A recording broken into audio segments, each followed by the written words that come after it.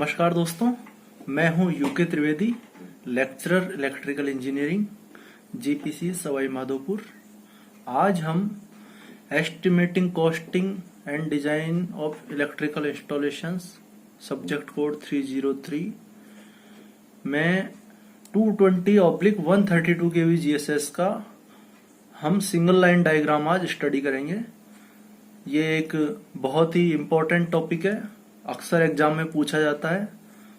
तो चलिए डिस्कस करते हैं single line diagram of 132 kV oblique, माफ कीजिएगा 220/132 kV GSS। देखिए स्टूडेंट्स, ये एक सिंगल लाइन डायग्राम है 220/132 kV GSS का। इस सिंगल लाइन डायग्राम का पर्पज होता है कि हमें ये डायग्राम देख करके पता चल जाता है कि हमारा कौन सा इक्विपमेंट कहाँ पर लगा हुआ है और किस सीरियल में लगा हुआ है।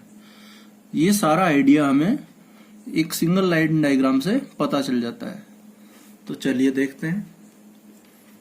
ये देखिए, सबसे पहले ये है 220 kV की लाइन, जो या तो किसी दूसरे 400 kV GSS से आ रही है, या फिर ये सीधा जनरेटिंग स्टेशन से भी आ सकती है, वो कहीं से भी आ सकती है। लेकिन ये एक ट्रांसमिशन लाइन है जो कि 220 kV पर वर्क कर रही है, वो हमारे GSS में इनकम हो रही है, आ रही है। ठीक है, बिल्कुल हम स्लोली चलेंगे ताकि अपन को सारी चीजें एक एक करके समझ में आए। ये 220 kV की ट्रांसमिशन लाइन हमारे GSS पे आ रही है। GSS पे आने पर सबसे पहले इस पे LA लगा होगा। LA means lightning arrester. Lightning arrester का पर्पज होता है, कोई भी लाइटनिंग या फिर बिजली गिरती है तो उस स्थिति में ये उसको ग्राउंड कर देता है। ठीक है, ये LA का पर्पज होता है। उसके बाद में जो सेकंड इक्विपमेंट लगा हुआ होगा वो होगा एक CVT। ठीक है, जो सेकंड वन होगा वो होगा एक CVT। CVT क्या करता है? CVT दो काम करता है, एक तो PT की तरह वर्क करता है, दूसरा PLCC power line carrier communication में भी ये फंक्शन करता है। ठीक है, कैपेसिटिव वोल्टेज ट्रांसफॉर्मर। उसके बाद में CT लगा हुआ होता है। CT का पर्पज होता है, एक तो करंट जो है उसको मेजर करना, दूसरा प्रोटेक्शन के काम में भी हम इसको लेते हैं। उसके बाद में एक वेव ट्रैप लगा हुआ होता है। ये वेव ट्रैप का क्या फंक्शन होता है कि ये क्या करता है, जो हाई फ्रिक्वेंसी सिग्नल, एक्चुअली क्या होता है, हम किसी भी GSS में कम्युनिकेशन के लिए कोई टेलीफोन लाइन का यूज नहीं करते हैं। एक हाई फ्रिक्वेंसी कैरियर लाइन होती है जिसे हम पावर लाइन कैरियर कम्युनिकेशन बोलते हैं। तो वो कैरियर लाइन यहाँ पर होती है। तो ये क्या करता है, उसको हाई इम्पीडेंस प्रोवाइड करता है। मीन्स वो जो हाई फ्रिक्वेंसी वाली जो भी सिग्नल आ रहा है वो यहीं पर ट्रैप हो जाता है, इससे आगे वो नहीं जा पाता। तो इसलिए इसको वेव ट्रैप बोलते हैं। उसको हम यहीं से फिर यूज ले लेते हैं कम्युनिकेशन के। और जो हमारा इलेक्ट्रिकल, जो हमारा मेन सिग्नल है, या फिर उसको सिग्नल नहीं कहेंगे, वो जो कम्युनिकेशन सिग्नल है वो यहीं पे ट्रैप हो जाता है। बाकी का जो करंट है वो आगे फर्दर चले जाता है हमारे लाइन में।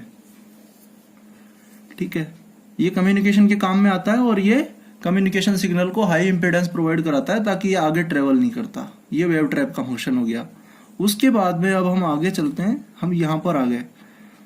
यहाँ पर एक आइसोलेटर लगा हुआ होता है। इस आइसोलेटर को अगर हम क्लोज कर देंगे तो इसका सीधा संपर्क हो जाएगा सर्किट ब्रेकर से। ठीक है, अब हमारा जो 220 kV की लाइन थी वो सर्किट ब्रेकर तक पहुंच चुकी।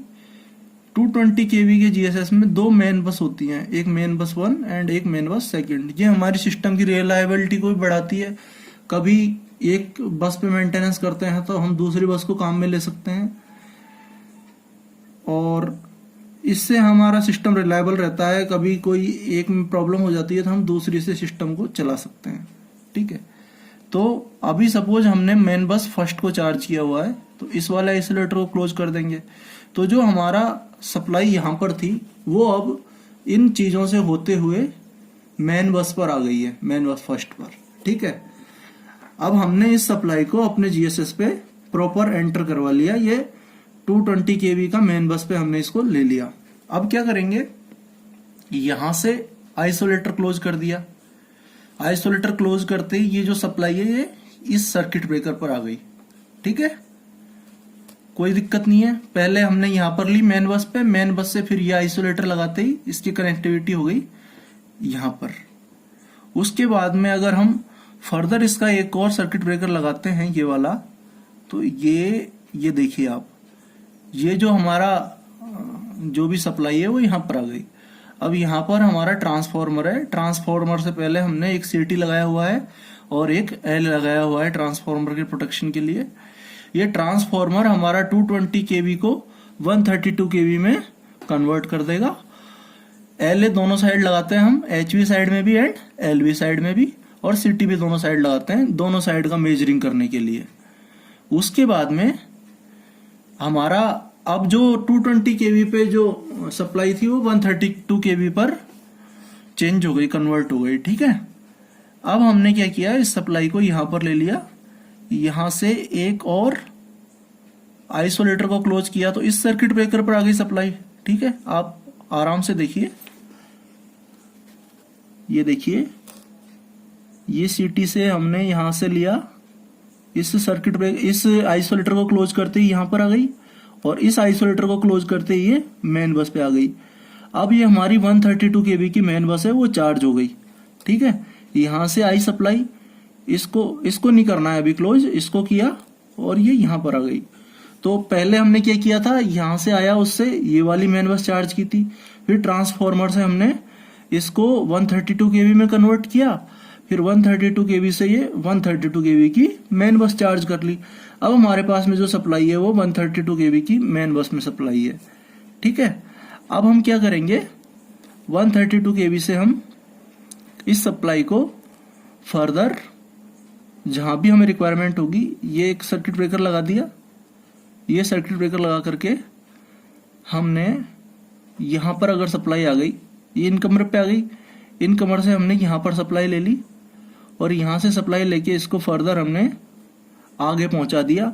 अब हम इसको 33 kV के फीडर्स निकाल सकते हैं यहां से।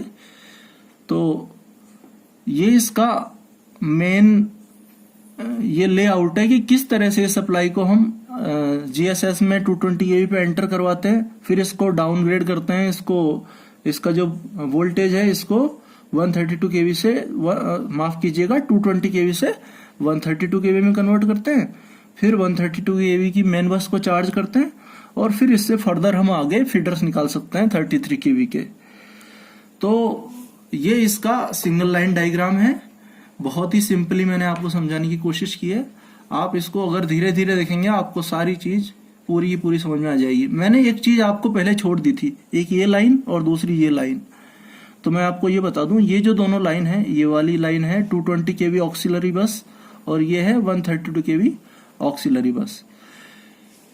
क्या होता है, जब भी हमारे मेन बस डिस्टर्ब हो जाती है या फंक्शन नहीं करती है, या फिर हमें कोई एक फीडर को ऑक्सिलरी बस पे देना होता है, तो ऑक्सिलरी बस एज ए बैकअप होती है। अगर मेन बस फेल हो जाती है तो हम ऑक्सिलरी बस को यूज कर सकते हैं। उस केस में यहां से हम आइसोलेटर ओपन कर देते हैं, यहां से आइसोलेटर ओपन कर देते हैं, और ये वाला जो आइसोलेटर है ऑक्सिलरी वाला, इसको क्लोज कर देते हैं।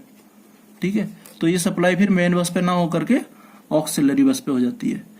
तो आई होप आपको ये 220 kV ऑब्लिक 132 kV GSS का सिंगल लाइन डायग्राम समझ में आया होगा।